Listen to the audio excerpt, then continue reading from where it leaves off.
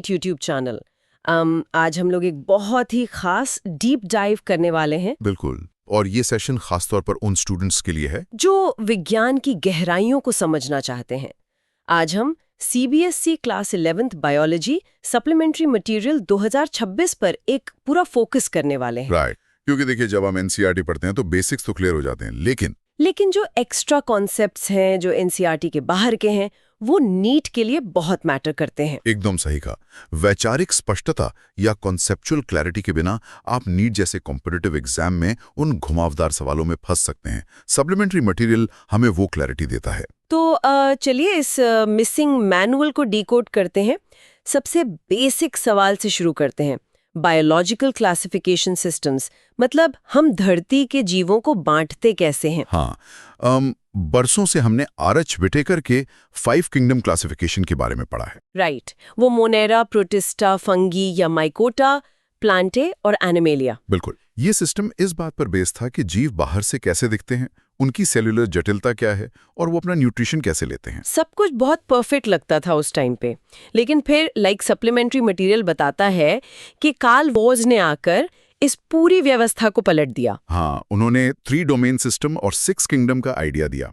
Archaea, bacteria और Eukarya. इसको ना एक एनालॉजी से समझते हैं। मान लीजिए हमारे पास एक बहुत बड़ी लाइब्रेरी है। ओके। और हमने सारी किताबों को 5 बड़े कमरों में रख दिया है। ये हमारा 5 किंगडम हो गया। अब एक कमरा है मोनेरा का, यानी बैक्टीरिया का। राइट।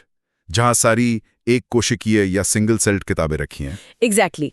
हम सालों तक सोचते रहे कि इस कमरे की सारी किताबें एक जैसी हैं क्योंकि उनका कवर एक जैसा दिखता है।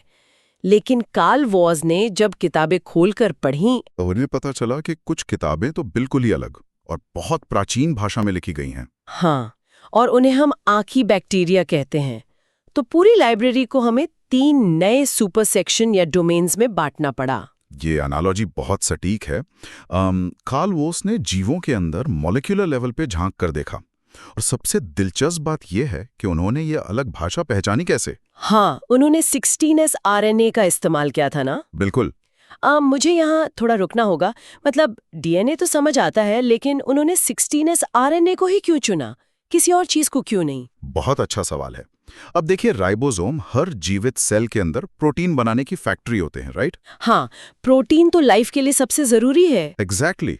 इसलिए राइबोसोम का जो मेन स्ट्रक्चर है, जो आरएनए से बनता है, वो अरबों सालों के इवोल्यूशन में लगभग नहीं बदला है। अच्छा, मतलब वो स्टेबल रहता है? बहुत स्टेबल। अगर उसमें कोई बड़ा म्यूटेशन होता है तो सेल सीधा मर जाती है। इसका मतलब है कि 16S RNA एक मॉलिक्यूलर क्लॉक की तरह काम करता है। वाओ। जब कार्ल वोज ने नॉर्मल बैक्टीरिया और आर्के बैक्टीरिया के 16S RNA को कंपेयर किया तो डिफरेंस इतना बड़ा था जितना एक इंसान और एक बैक्टीरिया के बीच होता है। ओह माय गॉड, सच में? हाँ, तो उन्हें एक ही किंगडम में रखना साइंटिफिकली गलत था। मतलब हम बाहरी रूप रंग से धोखा खा रहे थे। चलिए अब क्लासिफिकेशन से आगे बढ़ते हैं और प्लांट फिजियोलॉजी के कॉन्सेप्ट्स पर आते हैं। जीवन की शुरुआत जो पौधों में एक छोटे से बीज से होती है। सप्लीमेंट्री मटेरियल में सीड जर्मिनेशन को बहुत डिटेल में समझाया गया है। हाँ, सीड जर्मिनेशन में सबसे पहला स्टेप है इम्बिबिशन, यानी बीज का पानी सोखना। राइट। बीज पानी सोखता है, फूलता है और उसका आवरण फट जाता है। फिर एम्ब्रियोनिक एक्सिस से रेडिकल निकलता है जो जड़ बनता है, और प्लूम्यूल निकलता है जो तना बनता है। बिल्कुल। लेकिन यहाँ एक कैच है।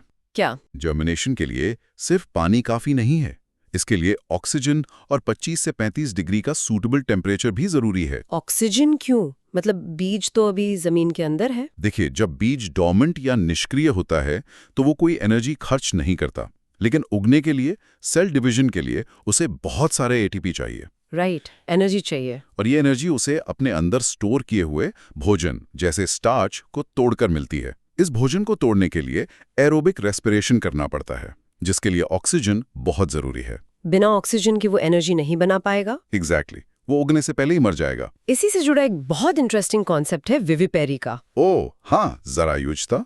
जैसे राइजोफोरा और सोनेरेटिया जैसे पौधे हैं जो दलदली इलाकों में होते हैं, वो अपने बीज जमीन पर नहीं गिराते। बिल्कुल नहीं, क्योंकि दलदल के कीचड़ में पानी तो है पर ऑक्सीजन नहीं है। तो वो बीज पेरेंट प्लांट से जुड़े रहकर ही हवा में अंकुरित हो जाते हैं, और जब वो भारी हो जाते हैं तब सीधे कीचड़ में तीर की तरह गिरते हैं। ये सर्वाइवल का एक मास्टर क्लास है। सच में।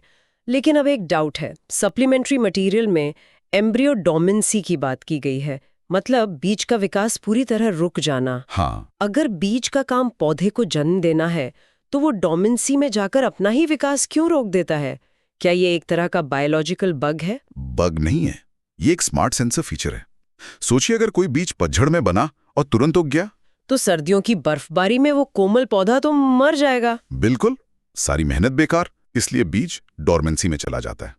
ये एब्सिसिक एसिड जैसे हार्मोन्स की वजह से होता है। अच्छा, एक स्लीप मोड की तरह। हाँ, और इस डोरमेंसी को तोड़ने के लिए कुछ फैक्टर्स इफेक्ट करते हैं, जैसे स्ट्रैटिफिकेशन, जहां ठंड उन केमिकल्स को नष्ट करती है, और स्कैरिफिकेशन, जहां बीज के बाहरी आवरण को खुरचा जाता है। जैसे जब जानवर बीज खाते हैं तो उनके पेट का एसिड उस आवरण को कमजोर कर देता है। राइट। तो पौधों की एनर्जी और सर्वाइवल की तरह इंसानी शरीर को भी तो एनर्जी चाहिए। ह्यूमन न्यूट्रिशन और हेल्थ पर आते हैं। ह्यूमन बॉडी को चलाने के लिए कार्बोहाइड्रेट्स, प्रोटीन्स और फैट्स चाहिए। हाँ, और जो कैलोरीफिक वैल्यू का डेटा दिया है वो बहुत माइंड ब्लोइंग है। ग्रॉस कैलोरीफिक वैल्यू और फिजियोलॉजिक वैल्यू में डिफरेंस। बिल्कुल, ग्रॉस वैल्यू वो है जो बॉम्ब कैलोरीमीटर में नापी जाती है, जहां खाने को पूरी तरह जला दिया जाता है, कोई एनर्जी वेस्ट नहीं होती। और फिजियोलॉजिक वैल्यू वो है जो हमारी बॉडी असल में निकाल पाती है। अब कार्बोहाइड्रेट्स की ग्रॉस वैल्यू 4.1 है और बॉडी में 4.0 है। हाँ, लगभग सेम। फैट्स की ग्रॉस 9.45 है और बॉडी में 9.0 है। लेकिन प्रोटीन में जो ड्रॉप है वो बहुत बड़ा है। हाँ, प्रोटीन की ग्रॉस वैल्यू 5.65 है, लेकिन शरीर को सिर्फ 4.0 किलो कैलोरी मिलती है। मतलब 5.65 से सीधा 4.0। ये एनर्जी कहाँ गायब हो गई? ये शरीर का एनर्जी टैक्स है। टैक्स। हाँ, देखिए, फैट्स और कार्ब्स कार्बन और ऑक्सीजन से बने हैं, तो वो जलकर कार्बन डाइऑक्साइड और पानी बनाते हैं। बाहर निकालना आसान है। राइट। लेकिन प्रोटीन में नाइट्रोजन होता है। जब प्रोटीन टूटता है तो अमोनिया बनता है, जो बहुत जहरीला है। ओह, तो शरीर को उस अमोनिया से निपटना पड़ता है। बिल्कुल, हमारे लिवर को अपनी खुद की एटीपी खर्च करनी पड़ती है उस अमोनिया को यूरिया में बदलने के लिए। वाओ! तो जो एक्स्ट्रा एनर्जी थी वो इस वेस्ट मैनेजमेंट प्लांट को चलाने में खर्च हो जाती है। क्या बात है। अब एनर्जी की बात हो रही है, तो अगर शरीर को ये न्यूट्रिएंट्स ना मिले तो क्या होगा? तब प्रोटीन एनर्जी माल न्यूट्रिशन यानी PEM जैसी बीमारियां होती हैं। सप्लीमेंट्री मटेरियल में क्वाशरकॉल और मरास्मस का जिक्र है। क्वाशरकॉल 1 से 5 साल के बच्चों में होता है, सिर्फ प्रोटीन की कमी से। और इसके लक्षण बहुत विरोधाभासी हैं। बच्चे के हाथ पैर पतले होते हैं, लेकिन पेट फूला हुआ होता है, और पैरों में सूजन या ओएडेमा आ जाता है। यही तो कंफ्यूजन है। अगर बच्चा कुपोषित है तो वो सूजा हुआ क्यों है? क्योंकि खून में एल्ब्यूमिन नाम का प्रोटीन कम हो जाता है। अच्छा, जो पानी को बांध कर रखता है। एग्जैक्टली। एल्ब्यूमिन नहीं होने से खून का पानी रिस कर पेट और पैरों में जमा होने लगता है। वो मोटा नहीं है, पानी भरा हुआ है। दिल दहला देने वाला है। और मरास्मस में? तो प्रोटीन और कैलोरी दोनों की कमी होती है 1 साल से छोटे बच्चों में। हाँ, उसमें बच्चा पूरा सूख जाता है, पसलियां दिखने लगती हैं। हाँ। तो इससे पहले कि हम ह्यूमन फिजियोलॉजी के और एडवांस कॉन्सेप्ट्स पे बढ़ें, एक ज़रूरी बात, अगर आप नीट 2026 की प्रेपरेशन कर रहे हैं तो पैरा नीट यूट्यूब चैनल को सब्सक्राइब ज़रूर करें। बिल्कुल, ऐसे ही डीप कॉन्सेप्ट्स के लिए। तो चलिए ह्यूमन फिजियोलॉजी के एडवांस्ड कॉन्सेप्ट्स, खासकर किडनी रेगुलेशन और हार्मोन्स को समझते हैं।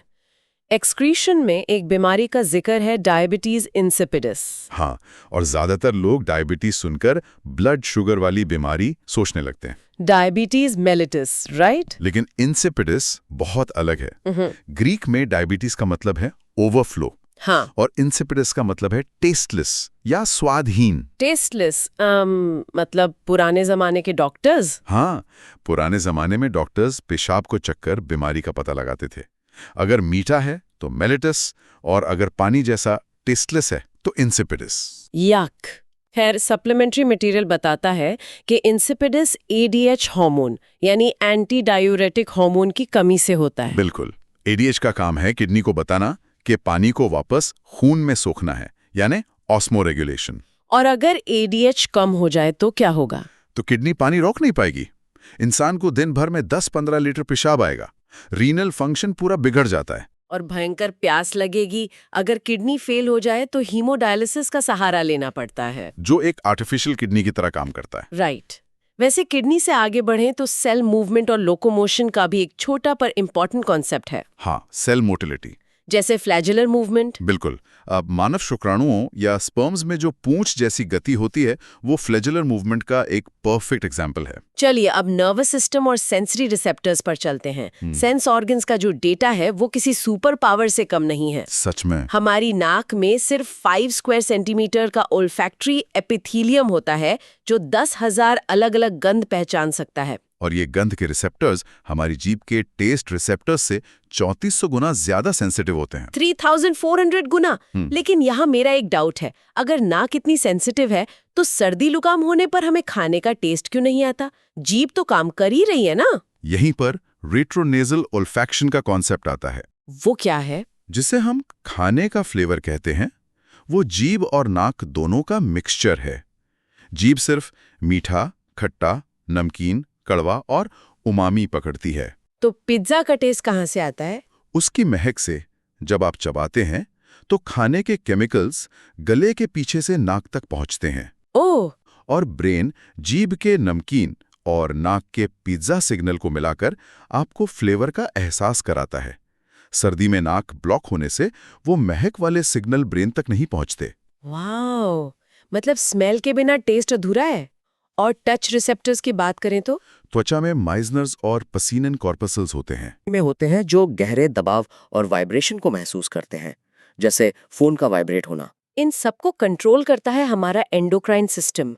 लेकिन जब यहाँ हार्मोनल इम्बैलेंस होता है तो गंभीर एंडोक्राइन डिसऑर्डर्स होते हैं। जैसे एक्सोफ्थैल्मिक गोइटा, जिसे ग्रेव्स डिजीज भी कहते हैं। स्टूडेंट्स अक्सर इसे आयोडीन की कमी वाले गोइटर से कंफ्यूज कर देते हैं। जो कि बहुत बड़ी गलती है। वो हाइपोथायरॉयडिज्म है, लेकिन ग्रेव्स डिजीज हाइपरथायरॉयडिज्म है। ये एक ऑटो इम्यून बीमारी है। मतलब शरीर की इम्यूनिटी ही थायराइड पर हमला कर देती है? हाँ, एंटीबॉडीज थायराइड ग्रंथि को लगातार चालू रखते हैं, जिससे मेटाबॉलिज्म आसमान छूने लगता है। इंसान का वजन तेजी से गिरता है। और इसका एक बहुत डरावना लक्षण है आंखें बाहर की तरफ उभर आना। हाँ, एक्सोफ्थेल्मोस। एंटीबॉडीज आंखों के पीछे के ऊतकों और फाइब्रोब्लास्ट्स पर हमला करते हैं, जिससे वहां फैट और फ्लूइड जमा हो जाता है और आंखें बाहर धकेल दी जाती हैं। बहुत खतरनाक है। एक और कॉमन डिसऑर्डर है एडिसन्स डिजीज, जो एड्रीनल कॉर्टेक्स के डैमेज होने से होता है। हाँ, ग्लूकोकॉर्टिकॉइड्स और मिनरलोकॉर्टिकॉइड्स की कमी हो जाती है, सोडियम बाहर बहने लगता है और पोटेशियम बढ़ जाता है। इंसान गंभीर डिहाइड्रेशन का शिकार हो जाता है। ये दिखाता है कि हार्मोन्स का जरा सा भी इम्बैलेंस सिस्टम को कैसे क्रैश कर सकता है। तो आज के इस डीप डाइव में हमने देखा कि बायोलॉजी सिर्फ रटने का नाम नहीं है। हमने क्लासिफिकेशन के 16S RNA से लेकर बीजों की डोमेंसी, प्रोटीन के एनर्जी टैक्स, रेट्रोनेजल ऑल्फैक्शन और हार्मोन्स के कॉम्प्लेक्स सिस्टम को समझा। ये पूरा बायोलॉजिकल ऑर्केस्ट्रा अरबों सालों के एवोल्यूशन का नतीजा है। सब कुछ पृथ्वी के एनवायरनमेंट के हिसाब से एकदम परफेक्ट अडेप्टेड है। और यहीं से एक बहुत ही प्रोवोकेटिव थॉट आता है।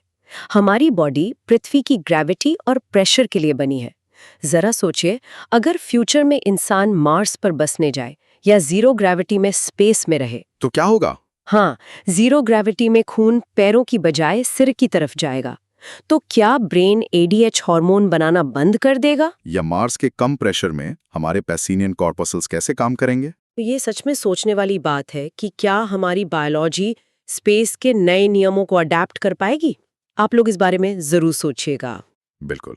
This was the complete lecture on CBSE Class 11th Supplementary Biology for NEET. Keep learning with Paraneet.